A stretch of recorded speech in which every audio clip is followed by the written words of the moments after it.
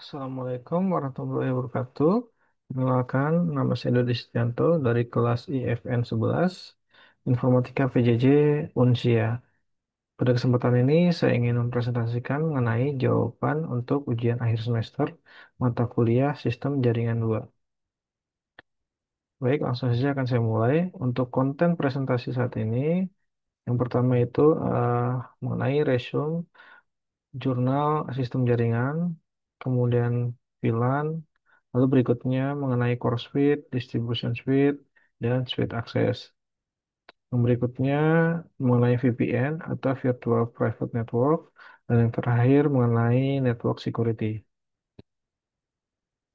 Baik, untuk yang pertama di sini mengenai resume jurnal. Di sini saya membuat resume untuk jurnal dengan judul Arsitektur and High Performance Computing. Penerbitnya Institute of Computer Science Indonesia. Kemudian jurnal CNAHPC ini berfokus pada penelitian di bidang teknik informatika, khususnya di area sistem jaringan komputer dan teknologi komputasi performa tinggi.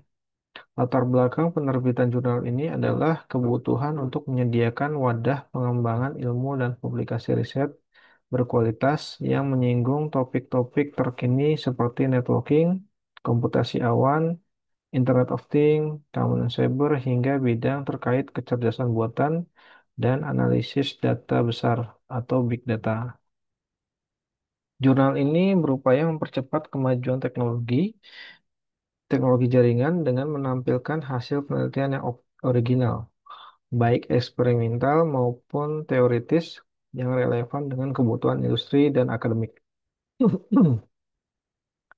Kemudian untuk metode yang digunakan untuk jurnal tersebut antara lain yang pertama itu eksperimen dan pengujian pada jaringan berskala besar.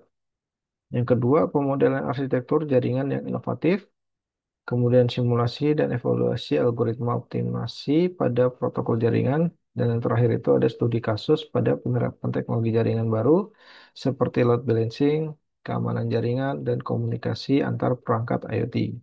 Seluruh makalah harus melalui proses review ketat oleh Dewan Redaksi dan pakar teknis sebelum dipublikasikan. Lalu terkait nilai tambah yang ditawarkan, di sini ada 4. Yang pertama, menjadi platform nasional terakreditas Sinta 4 yang mendukung kolaborasi riset di bidang sistem jaringan dan teknologi komputasi. Yang kedua, menyajikan hasil penelitian mutakhir yang dapat digunakan oleh peneliti, praktisi, dan pengembangan teknologi jaringan untuk inovasi dan solusi masalah nyata.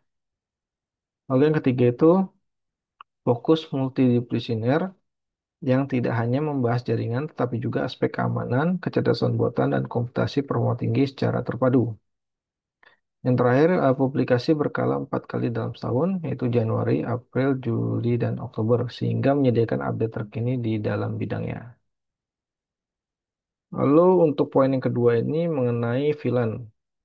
Di sini saya menggunakan packet tracer untuk sebagai simulasi pembuatan segmentasi VLAN.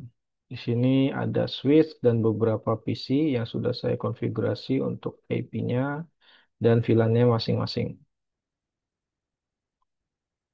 Kurang lebih ini adalah konfigurasi untuk switch-nya, di mana saya di sini membuat VLAN 10, VLAN 20, dan VLAN 30 menyesuaikan kebutuhan. Lalu di sini juga ada konfigurasi port access dan assign-nya ke VLAN masing-masing. Di sini untuk port 1 dan 2 dia akan diberikan akses VLAN 10, kemudian untuk port 3 dan 4 dia akses VLAN 20, lalu port 5 dan 6 dia akan diberi akses ke VLAN 30. Totalnya ada 3 VLAN. Lalu kemudian untuk alokasi IP dan VLAN-nya di sini untuk PC 0 dan PC 1 di VLAN 10 dengan IP 192.168.10.2 dan 10.3. Kemudian untuk gateway-nya di 10.1. Lalu ada PC 2 dan PC 3 dia mendapatkan VLAN 20 dengan IP address-nya itu 192.168.20.2 dan 20.3 dengan default gateway-nya itu 192.168.20.1. Lalu yang ada PC 4 dan 5, di sini untuk VLAN-nya dia menggunakan VLAN 30 dengan IP-nya 192.168, 30.2 dan 30.3. Dengan IP dengan gateway-nya di 192.168.31.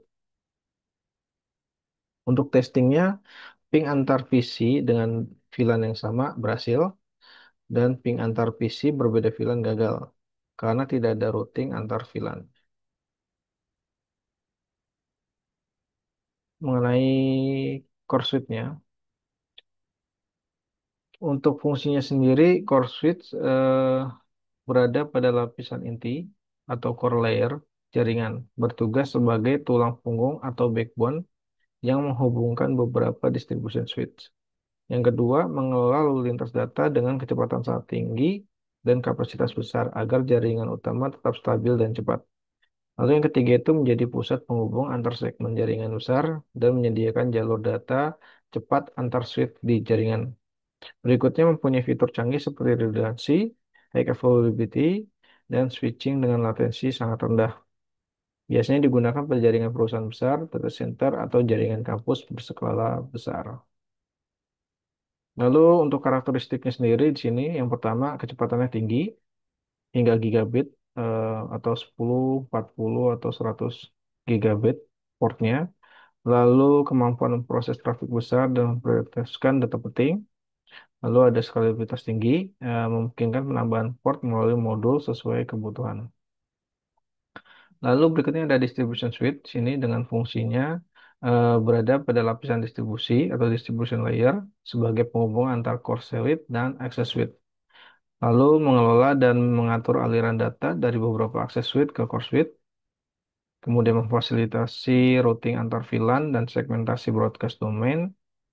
Lalu ada melaksanakan kontrol keamanan dan policy seperti filtering atau QoS.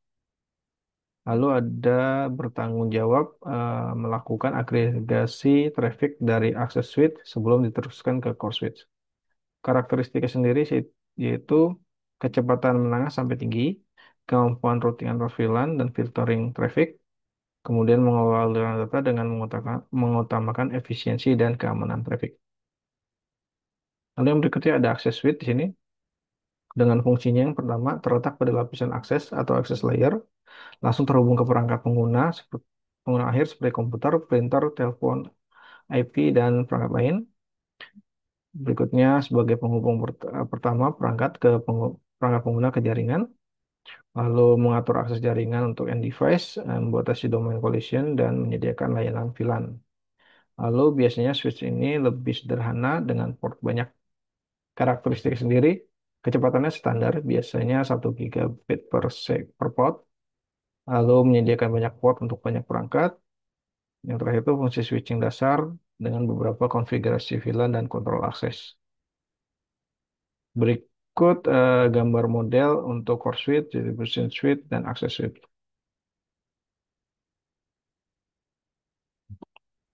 Lalu untuk poin keempat mengenai VPN atau Virtual Private Network, di sini definisinya adalah metode untuk membuat koneksi jaringan private yang aman di atas infrastruktur jaringan publik.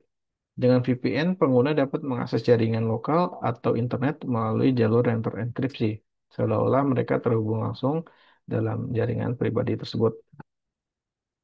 Fungsi dan manfaat teknologi VPN antara lain terkait dengan keamanan dan privasi. VPN mengenkripsi data pengguna sehingga informasi sensitif seperti password, data pribadi, atau transaksi tidak mudah diintip oleh pihak ketiga, terutama saat menggunakan WiFi publik yang rawan serangan.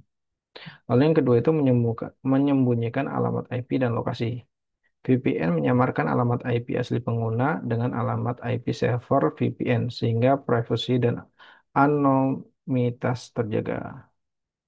Ini juga memungkinkan untuk melewati pembatasan geografis di internet. Lalu yang ketiga ada akses jarak jauh yang aman. VPN memungkinkan karyawan mengakses jaringan kantor secara aman dari lokasi berbeda, seperti saat bekerja dan remote. Lalu ada bypass sensor dan pembatasan internet. Pengguna dapat mengakses konten yang dibatasi regional atau menghindari sensor dengan terhubung melalui server VPN di lokasi lain. Berikutnya, menjaga integritas data saat transfer. Dengan fitur enkripsi dan protokol keamanan, VPN mencegah serangan man in the middle dan pencurian data saat transmisi. Lalu poin yang kelima itu mengenai network security atau keamanan jaringan. Ini merupakan serangkaian kebijakan, teknologi, dan praktik yang diterapkan untuk melindungi jaringan komputer dari akses atau serangan yang tidak sah, serta menjaga kerahasiaan, integritas, dan ketersediaan data dan sumber daya jaringan. Tujuan utama keamanan jaringan adalah mencegah pencurian data, gangguan layanan, dan aktivitas berbahaya lainnya yang dapat merusak sistem atau mencuri informasi penting. Implementasinya meliputi penggunaan firewall, sistem deteksi dan penjagaan intrusi, EDS atau IPS, enkripsi data, kontrol akses yang ketat, serta pemantauan terus-menerus terhadap aktivitas jaringan. Keamanan jaringan sangat penting untuk menjaga operasional sistem tetap berjalan lancar, melindungi data sensitif, dan memastikan hanya pengguna berwenang yang dapat mengakses jaringan dan sumber daya yang diperlukan. Kemudian pendapat terkait implementasi network security yang baik. Yang pertama itu implementasi keamanan jaringan bukan hanya soal teknologi alat atau perangkat keras, tapi juga manajemen risiko yang matang dan prosedur operasional yang jelas. Kemudian pendekatan berlapis atau defense in depth adalah kunci keberhasilan, di mana jika satu lapisan keamanan dilanggar, lapisan lainnya akan tetap melindungi jaringan. Berikutnya, akses yang ketat dan berbasis kebutuhan atau least privilege access, di mana mengurangi kemungkinan eksploitasi dari pihak internal maupun eksternal. Lalu, perusahaan dan organisasi harus rutin mengupdate kebijakan atau policy dan teknologi keamanan sesuai dengan perkembangan ancaman cyber yang cepat berubah. Yang terakhir itu penggunaan standar dan best practice internasional seperti ISO 20000, 27001, NIST Framework